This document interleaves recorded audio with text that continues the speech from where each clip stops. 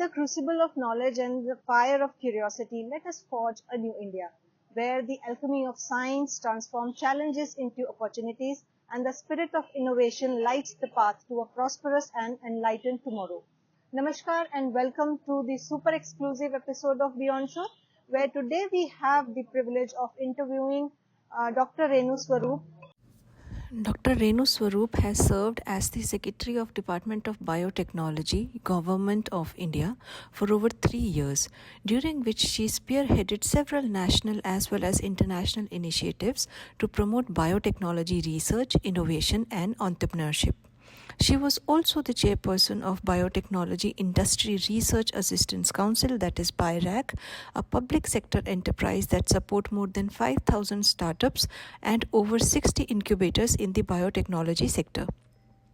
She has also held several additional charge of Secretary of the Department of Science and Technology for a short period, and she has been instrumental in the planning and implementation of some major national programs in biotechnology, such as the National Biotechnology Development Strategy and the National Biopharma Mission, the National Genomics and Bioinformatics Network, and the COVID vaccine, diagnostic and genome sequencing missions.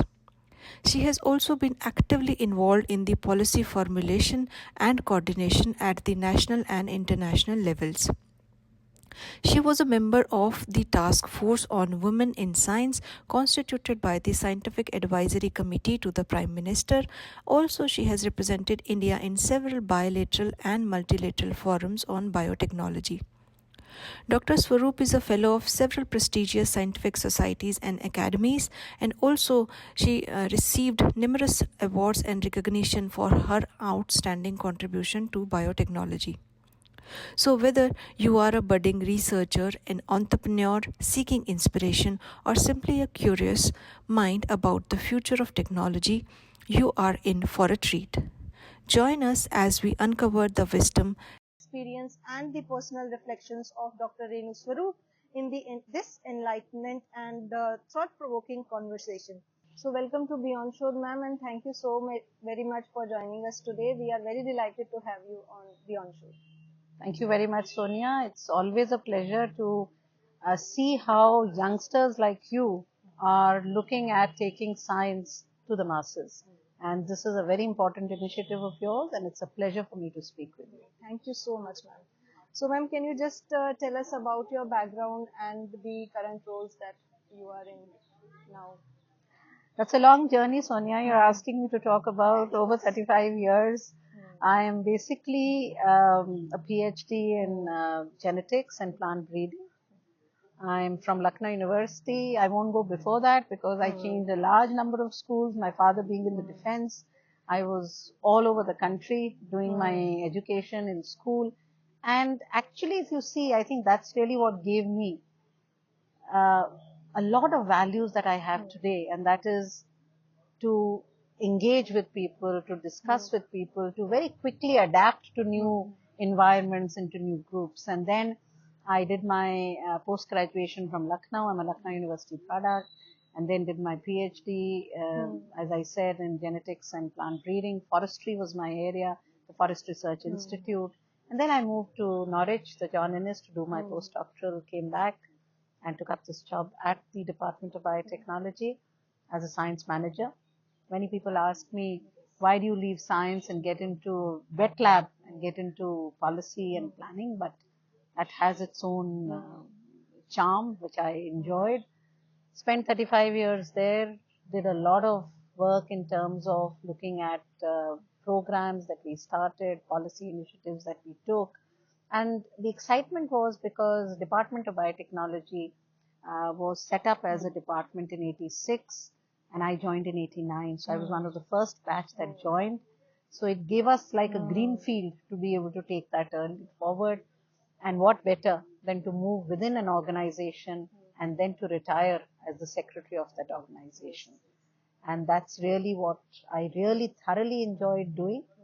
And today I'm a satisfied person who had the opportunity to serve biotechnology, to be associated with the setting up of the organization BIRAC, which has really supported a large number of innovators, today this festival of innovation where we are sitting and recording this is also a result of this, where we have a large number of innovators who come and exhibit their innovations. And I think this whole ecosystem and the growth of this ecosystem has given me a lot of happiness. And today, I stay very actively engaged in these activities. Great, ma'am. So, ma'am, I'm just about to answer a question regarding that, why you have chosen this path and not opting for research in your early career. Is it a conscious decision, or it just happened and you are going with the flow and destiny guides you to just So destiny does play a very important role. When I went to do my postdoc to the UK, I was determined to continue my research career. Did some very exciting research at that point of time. But I was also determined that I'll come back to the country. I had gone on a Commonwealth fellowship. I was in the John Innes Center there, and then I took on the whole role of taking up research in forestry, etc.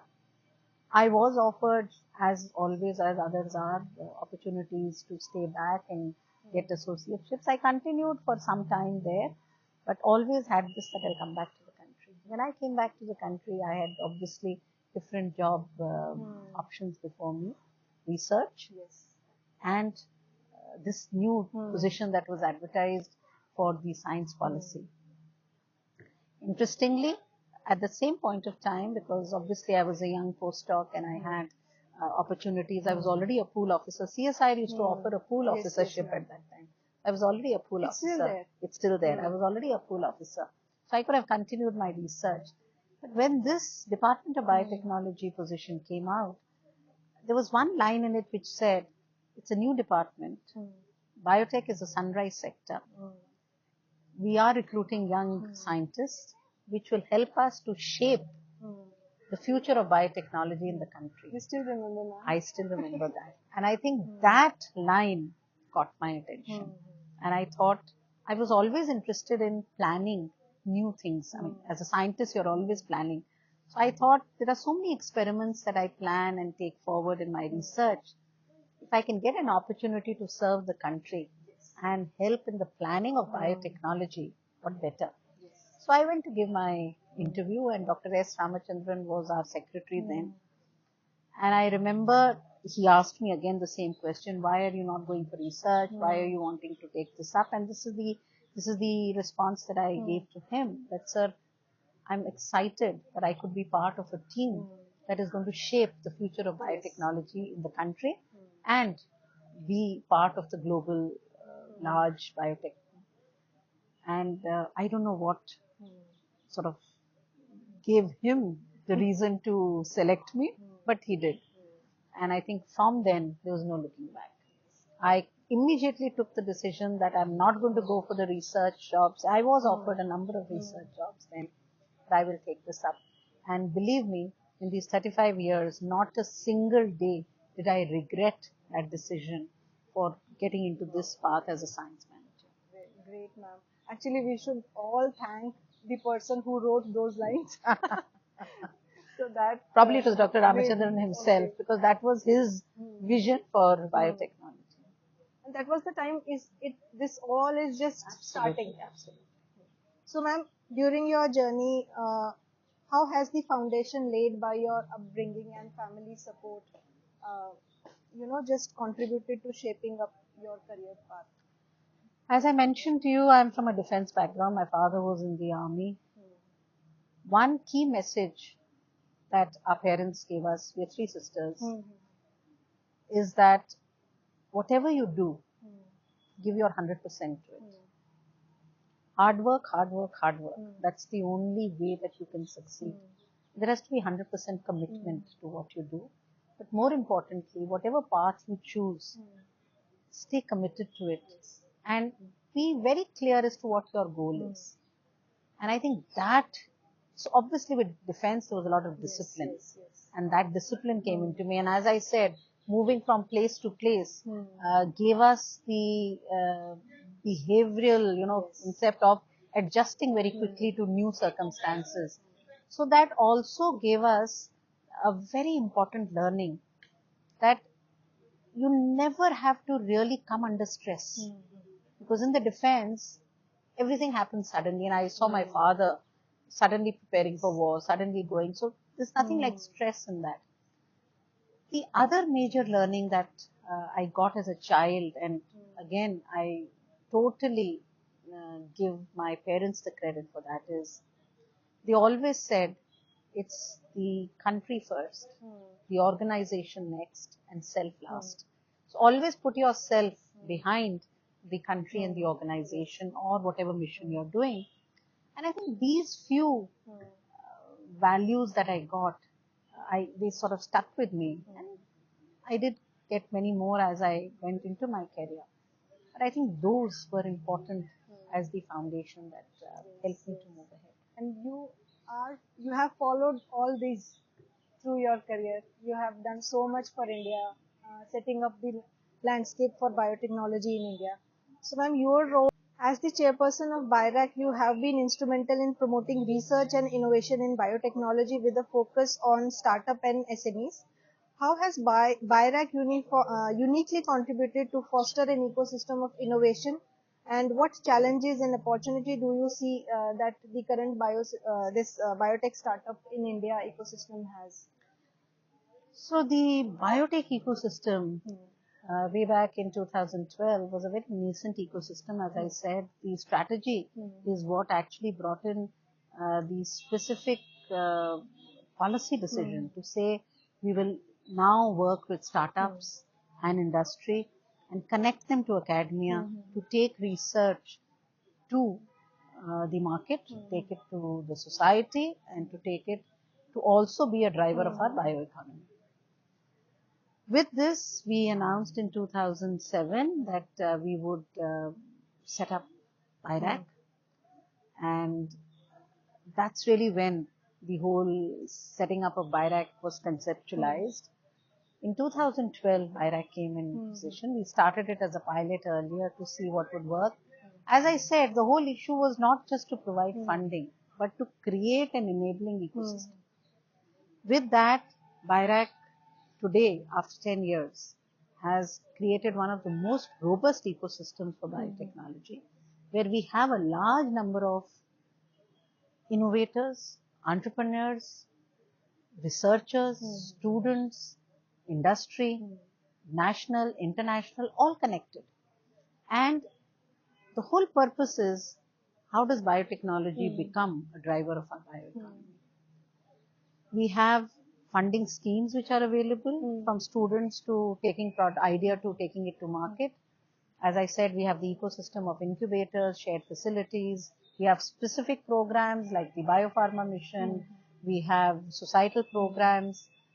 And this foundation that we set up is actually what responded at COVID time. We could very quickly build on this to be able to come up with results. Today, we have some very, very flourishing, thriving entrepreneurs who began with small ideas, and I'll once again refer that this festival of innovation where we are sitting today, we've had about 100 innovators come and present.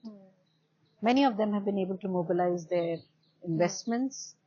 Investors have started seeing value in coming into the biotech sector. That itself is a good result. And more than 850 million was the FTI even in 2021.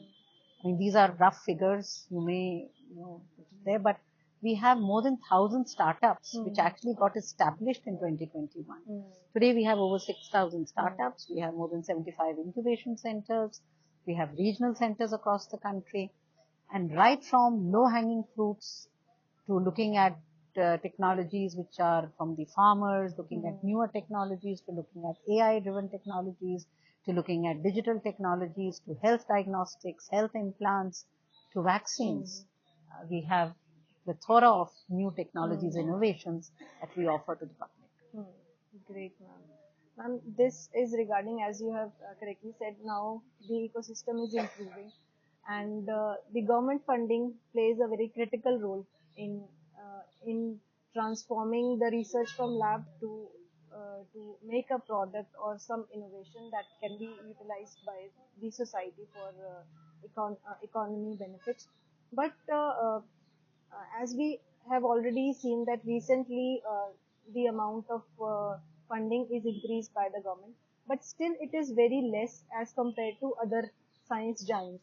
So what all improvement we still need, because I have discussed these issues with several of the research community. They all said we should increase the funding uh, or the proportion of GDP towards the funding, and also how can we empower the university system so that they can engage into the research. So you see, you yourself raised a very important point, saying how do we empower the university system. One point is increasing the funding, which of course it should. I mean, science can always take on as much funding it comes in, and there are always newer ways we can do it. It's also parallelly increasing capacities to be able to use those funds in the proper manner, because today there is a lot of ways in which our funds are required within the government system, and if science is to deliver, then scientific funds going into it are important.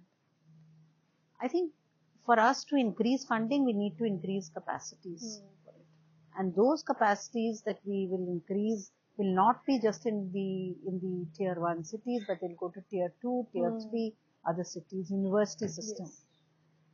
Today we have this cluster concept which has been setting up, how they engage with smaller universities and give them the capacities, give them access to their infrastructure. I think those are ways in which we could do it. The other major important point is we need to have private funding, CSR funding, all mobilized into certain important national missions that we are taking, in which would be from discovery research to development to deployment of the products. And I think that enhancement of funding in that way would be very, very important. So yes, surely the government has to increase its fund. There's no way that we can go with this. The government has to find innovative ways of increasing their funding for research, for science. But it doesn't have to come only through science ministries. Yes, industry participation can even within the line ministries that we have, even within the petroleum ministry, the steel ministry, the agriculture ministry, all the scientific solutions are for those ministries. So each of them has to keep aside a pot of fund for science, for new research. You see the way science will multiply. Today, what we capture is only what goes to science ministry. Have we started tracking that to see how much is being deployed from there? Most of these large public sectors have separate R&D wings. They are public sectors. So do we call them industry or do we call it public funding? So there are different ways in which we need to look at together. So it doesn't have to come directly from the government's kitty. The government's kitty becomes a catalyst. But there are different innovative ways in which we could bring in funding. And also, ma'am, one issue always came. So when we receive funding, this is very common issues that I also encountered. Funding is there, but it never come on time. It always. That's a very common issue. I think in my 33 years of service, I continued to have this from day one. Got a little better in between because we became more digital, but sometimes digital systems, people wanted to follow both hard copies and digital systems. There is scope for improvement. But then, let me say this, the scope of improvement is not just from the granting agency side, it's also from the institutes. Many a times, their paperwork is not complete. If paperwork is not complete, the grants don't get released. But that's not a reason why grants are not released. I think we need better systems for it. And probably, as we work on, these systems will get so much better. And I have one suggestion. Maybe the funding agency have the rights to stop the funding, but it should never stop the salaries of the persons. I totally agree with you. And also, let me share this with you, that when I was the secretary, and also when I was in the department as a program officer, I made sure that I could convince my finance that don't stop the salaries. If you have any objections, put it there, but let the salaries go. And as a secretary, we actually took out a directive to say, de-link the salary component from recurring grant. Give them a year and a half salary together, then giving them a 6-month buffer so that the next grant can be released. We implemented it for some time while I was there, not sure if it's still being implemented, but that's a very easy way in which it can be implemented. I'm sure all agencies within the government system have provisions to do this forward. And yes, I totally agree with you. Yes. None of us have the right to stop anybody's salary once we've given them a sanction of a project. So, ma'am, looking ahead, what trend and emerging technology do you foresee in shaping the future landscape of biotechnology, both in India and in global scenario? So biotechnology, as I said, is and will always remain an emerging technology, because biotechnology is basically bringing in newer technologies for bringing in, the welfare of mankind, whether it's agriculture, whether it's food security, whether it's clean energy, healthcare. I think the basic principle that we keep for all these is you have to keep the common man in mind. You have to keep your sustainable development goals in mind and see how you bring in new technologies to deliver affordable, accessible, innovative products. Any new technology that comes in, whether it's artificial intelligence, whether it's quantum computing, whether it's regenerative medicine, whether it's many of the new agriculture technologies, all of them have potential. And the potential genomics, we've seen the power of genomics today, the whole omics revolution that we talk about. I think that is what we have to keep in mind. We have to keep pace with evolving technologies and quickly direct those technologies into new product development, into taking those technologies through translational phase to be able to develop. The future is very bright. There is immense opportunity, and I hope we will be able to see the fruits of this. Under your guidance and all of the scientific community, we will definitely achieve this goal. So, ma'am, finally, what is your message to the young researcher, young scientists who are pursuing career in science? So my message to all youngsters always is stay committed and focused on what you're doing. Never lose sight of what your end point is, of what your direction is. If you continue to do that, you will definitely achieve success. Never, ever take anything as a failure. Nothing fails. It only gives you a learning on how to move forward.